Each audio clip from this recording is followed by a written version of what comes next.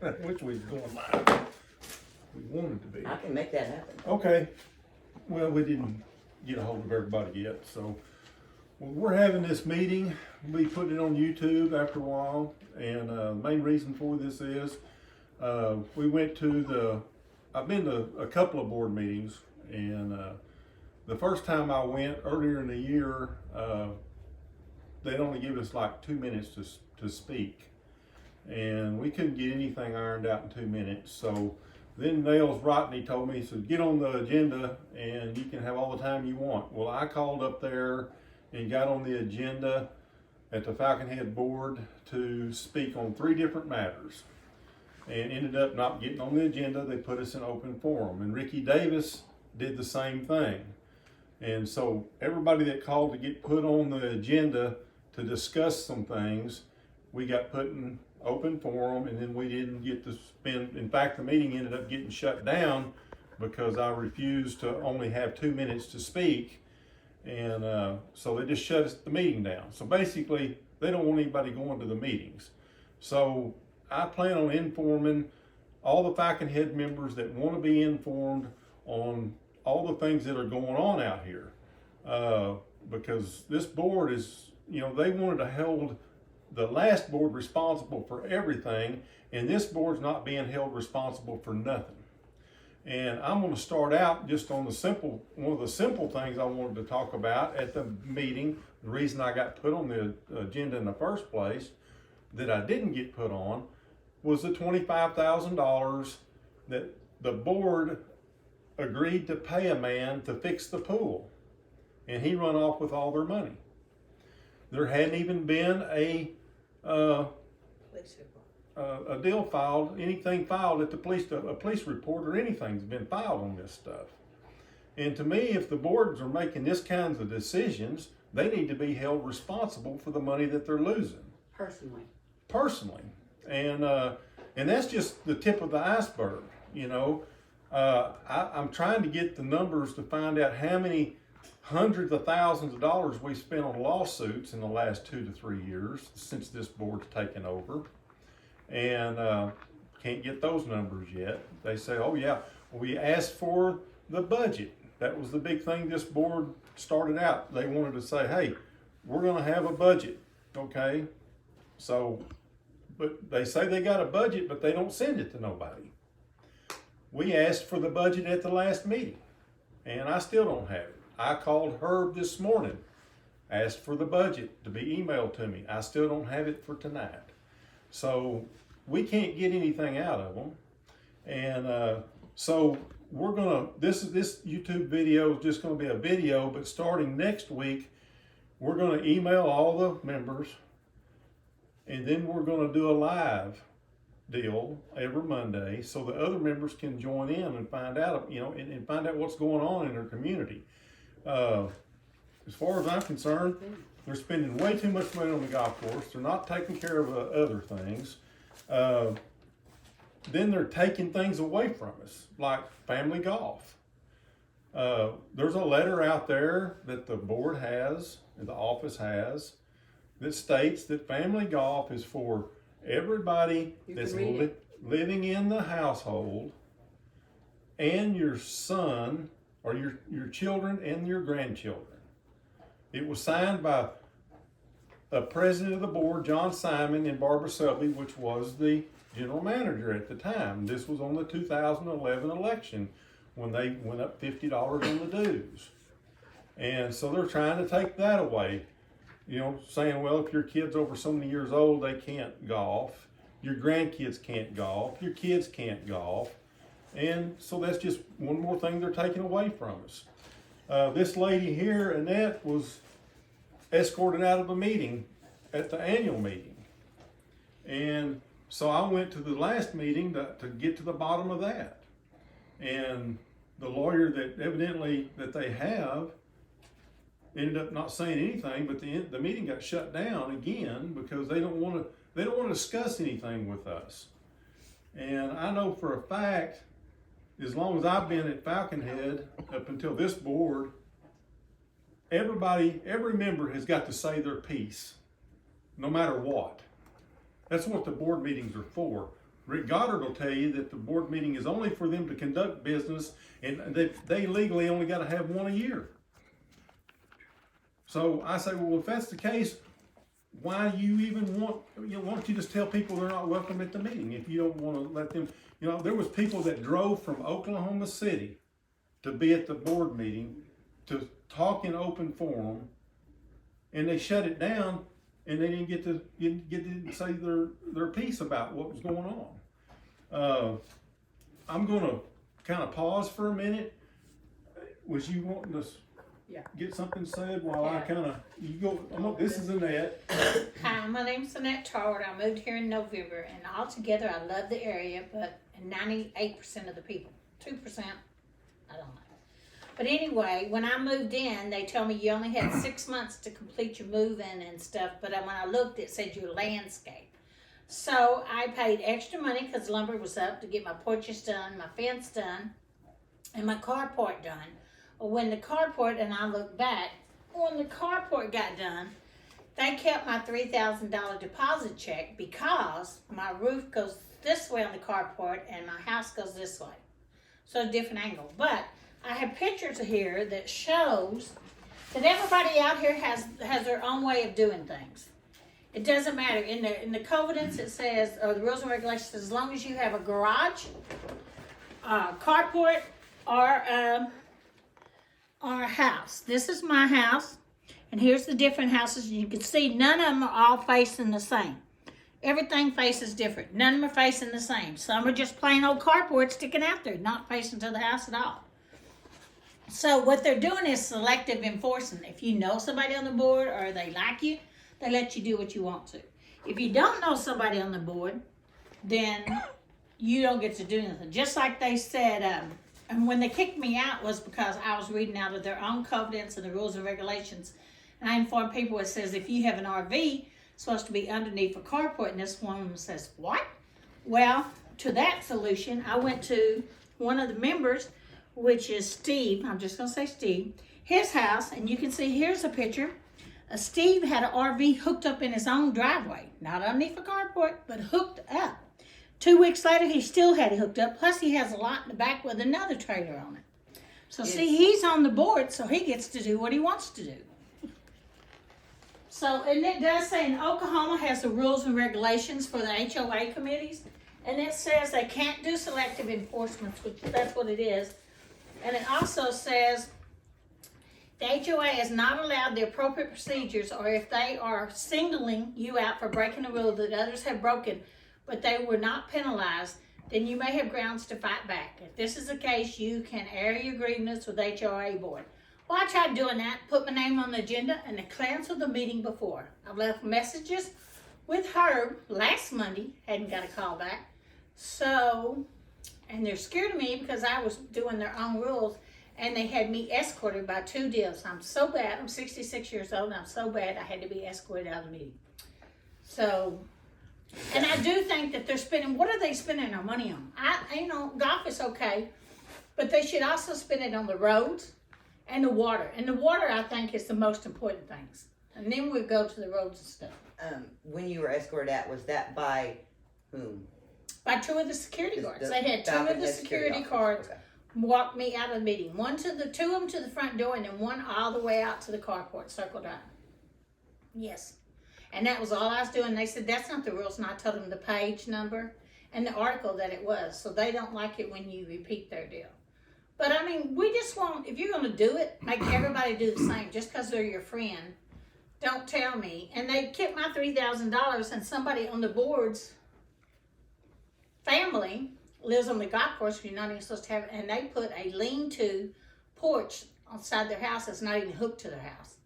That doesn't look good, and it's sure if I got fined, why didn't they get fined? Or did they get fined? And I've emailed them also, haven't you? I've emailed them 5 times and asked for receipts saying what they cashed my $3,000 check for. Hadn't got it. They sent me a registered letter, and I think that's why it says $2,900 something. I think they charged me for the registered letter, which come to my house without the green piece on it. You could tell somebody tore it off. They don't even know how to send registered mail.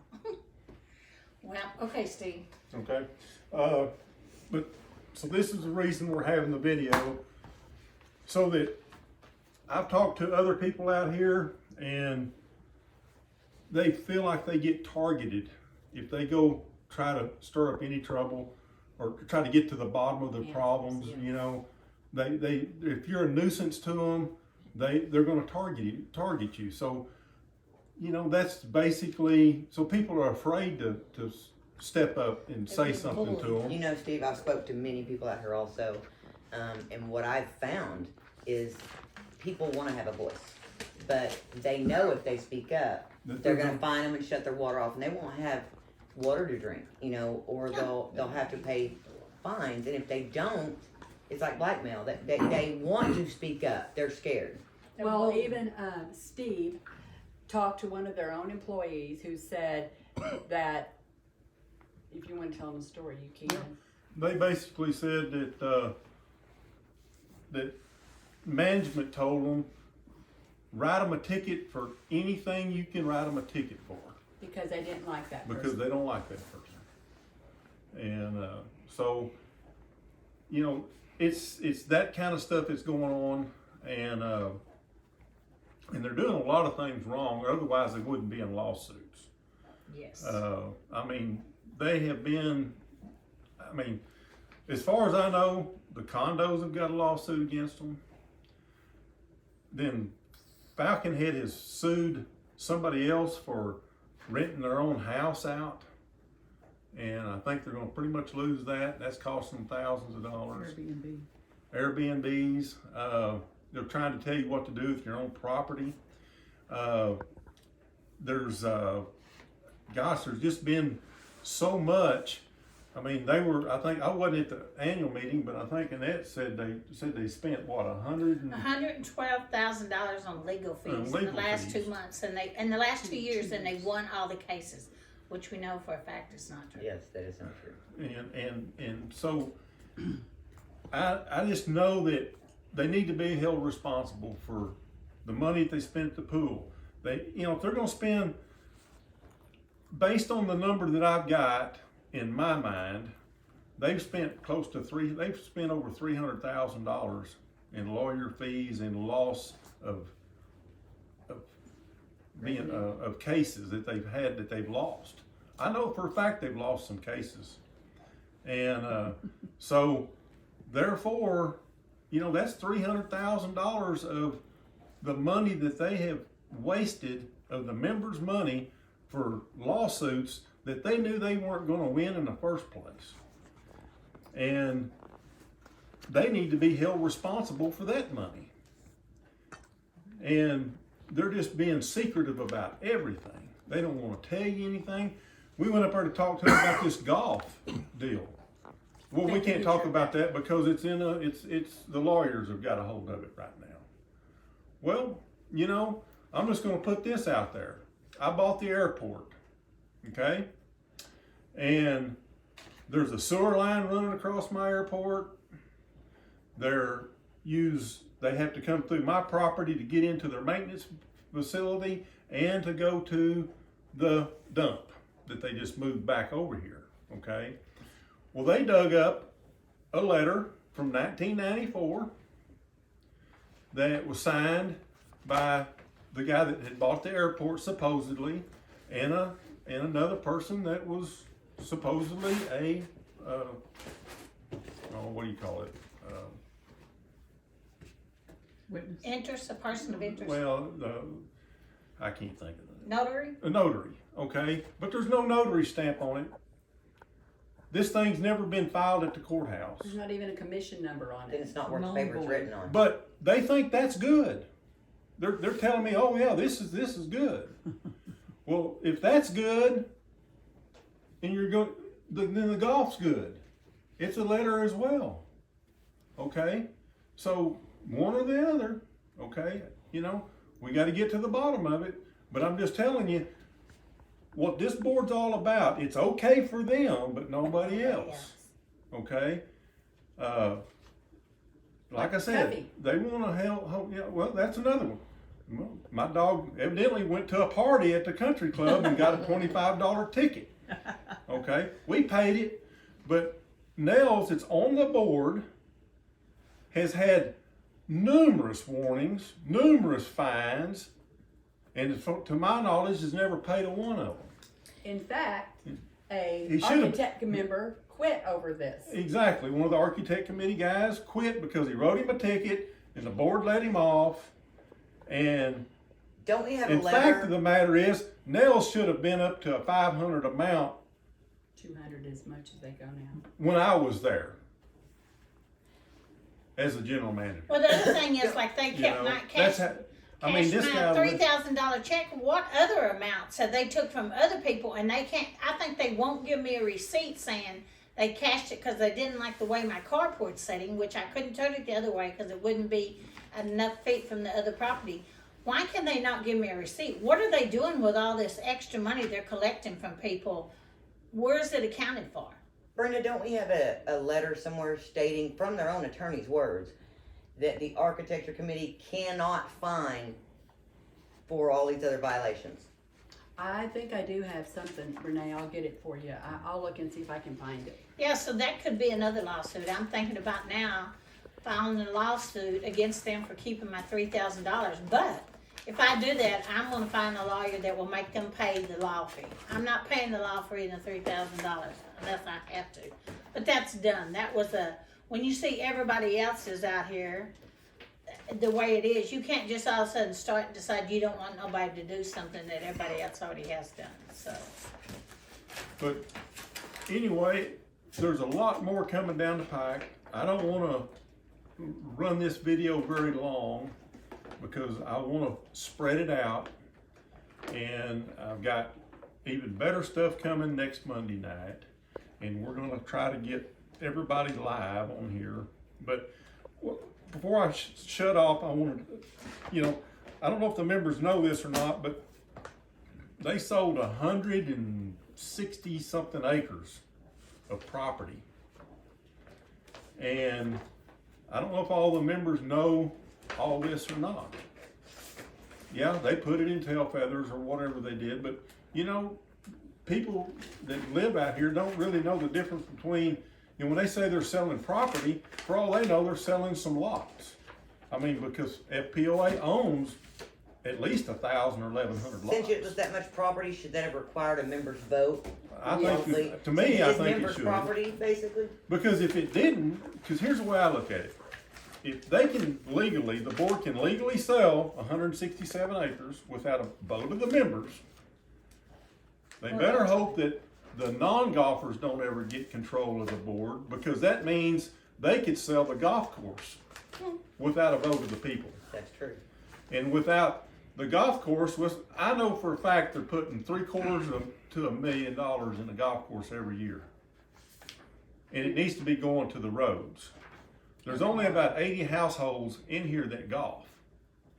And so therefore, there again, I would like to know how much money is the golf course bringing in. I know it used to didn't bring in that much as far as outside play goes. And if it wasn't for everybody in here supporting the golf course with that $50 a month increase that they give in 2011, and understand there's a lot of people that are going to say, hey, this is a golfing community. If you don't like supporting the golf course, move out, is a lot of their attitudes. But the thing of it is, I would say that if that's the way it had been from the beginning. But I know for a fact, back in 2004 and 5, the dues were only like $50 a month in here. And if you wanted golf, you had to pay extra for it. So these people that's lived here for years and years and years, they haven't always had to support the golf course. So therefore, I want to see those people get involved, because if they don't get involved, their dues are fixing to go up because everything's costing more. The water's in a bad shape right now, the worst I've ever seen. We've been here at the airport, and usually the water we get here is usually the cleanest water in Falconhead, and it's been the worst lately. And I have a question. Okay. On the water, how much are the meters costing? I think the members need to know that we heard all kinds of rumors, but we'd like to know the real answer to that because we heard they were around $1,200 a piece. Wouldn't that again be a member's vote though, considering it involves money being spent? A lot Well- of money? Well, that's the thing. We'd like to know how much total, they're talking about this many meters here, this many meters there, but Renee, you can read that what's email. the total cost gonna be for these meters? And that was one other thing I had a question at the meeting is, hey, why are we having to put all these meters in? Okay, yes, I think we need to read the meters to find out who's using a lot of water and to Or make leaks, sure, yeah. but as far as y'all are saying you're not gonna charge except for over 5,000 gallons or whatever it is, 10,000, I don't know for sure what the number's gonna be. But the thing of it is, you don't need new meters to do that. But somebody said it's by law they have to put these meters in. Well, We were told that too. we've got an email here, She if you can wanna read read that real quick before we, this is from the, A person wrote in. Yes, wrote it and asked the another question. member had sent this email, To OWBR. yes, to OWBR. You recently sent us the following message. Hello, I live in Falconhead, Love County, Oklahoma, a private community. We've had our own wells and delivery system since 1971. Our board and general manager have suddenly begun buying and installing new water meters at every residence for monitoring purposes per anticipated OWRB requirements changes. What changes are coming up? The general manager says that OWRB wants to monitor the usage and flow of our community. There has not been any significant change in the number of households here in the last 15 years. I am just curious as to why monitoring should start now. Will OWRB be limiting our usage? Will OWRB be requiring the upgrading of the 50-year-old water lines to deal with the constantly brown water that residents pay for monthly? Any information about these concerns will be appreciated. Thank you in advance. It states their response, which is OWRB's response. Falconhead Association is required to have adequate water right permits to supply water for the association. One of the conditions of keeping the permit active year to year is for the permit holder to submit annual water usage reports. This has been a requirement for decades, and while the forms do change occasionally, there is no metering requirement by the OWRB. It is up to the permit holder to decide the most prudent and accurate method of estimating yearly water use. Usage by the permit holder is limited by what is authorized on the permit. Again, if you have water quality issues, please reach out to the Oklahoma Department of DEQ as they have jurisdiction over water quality enforcement. So, okay, are they saying that, on there that OWRB has no intentions of? Right, it is not a law, it is not It's required. not a Well, law, then- we can keep doing the same thing we're doing without the meters. the only thing they require is your total usage for the year. Every well has a meter on the well.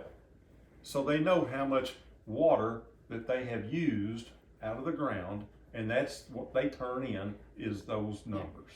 They don't have to meter everybody to get their numbers. What they do need to meter people for, as far as, is the people using excessive water. Mhm. You can't say, okay, it's free water, and you get 10 houses using 100,000 gallons a piece a month. Well, they're gonna wipe your water out. Well, from what I've noticed. But you that- can use the old meters to do that. There's nothing wrong. Well, you have to change the meters every so No, many you years, don't. I heard. Only if you're charging. Oh. The meters, what happens over a period of time, they're not as accurate. Okay. They lose their accuracy. Well, so what you have to do then, if you're charging for the gallons of water, you're selling it all of a sudden. But all they're trying to do is record who's using what. Okay, this is my question on that. There are certain board members and people out here that during, summertime restrictions, I get fined if I water my new sod or grass. But you can go to their homes and they're watering all the time. And a nice green gap. Right, but my question here is, if with these new meters, say my water's brown that day, and you know how they say run it. Exactly. Yeah. Okay, if I'm being metered and I'm having to run that outdoor hose, bathtub, whatever, how many gallons am I using when I'm not really using? I'm just trying to clear up my water. Yeah, well, that's where they're gonna have a hard You're time, gonna is meter because bad water. it's just like this morning over in the hangar, the water was bad. No, it was yesterday morning. and I just had to leave the faucet running for probably about an hour. How many gallons does that use? Like if you're only allowed 5,000. Yeah, it's, you Your know, 5,000 is gonna run out fast. Right. and so, you know, that's going to make it really hard to monitor. And the other thing is, now this is another thing with the water. I want people to understand is the wells pump into the top of the tank. Okay. Well, my understanding is the pumps that were on the wells before weren't really high powered pumps. They just kept a steady stream going into the tower. Well, this is hearsay. I'd like for Herb or somebody to clear this up. But my understanding is they put new pumps in the wells that are way more powerful than the ones they had in the wells. And those pumps can suck the well dry within 30 minutes. So they got pictures of the water going into the tower dirty already from the well. Well, my theory is you got too big a pump, you're sucking the sidewalls, you're sucking the dirt right out of Sediment out of the bottom. right out of the bottom of the well because the pumps are too powerful. You know, we run into that when we was putting in the new well up there by the tower or whatever up there. The well had been out of service for a long time, and nobody could really figure out what pump to put in. So You they mean the one figured, on Arrowhead? I guess, the one up by Carl Noss. Yes. And so they said, well, let's just put a big enough pump in there that, you know, well, it's too big. That pump would pump that well dry in 5 minutes. So anyway, and then we're talking about all that. I'd like to know, well, what about the water that for the golf course? Does it even have a meter on that well? You know, that's part of our supply of water too. That's got to be figured into all this stuff. So lots of questions, and that's what board meetings are for, is so that people can ask these questions. Because, you know, I heard people at the board meeting this last time, they're talking amongst themselves, and they go, you know what, that's a good question. That's one board member to another. Well, we're sitting out in the audience and we can't have any kind of input on it. You know, we just have to be quiet about it. Well, you know, there's people that live in Falconhead that are very knowledgeable about things that could probably help people out on that board. But they don't want to talk to nobody about it. They want to do it their way or no way. But anyway, that's pretty much, I guess, it. Like I said, we could go on for hours, but we haven't scratched the surface. And there's some really good stuff that I just can't legally talk about until it all comes to light right now. So we'll see you next Monday night, and we will try to be live and take questions from the members of Falconhead.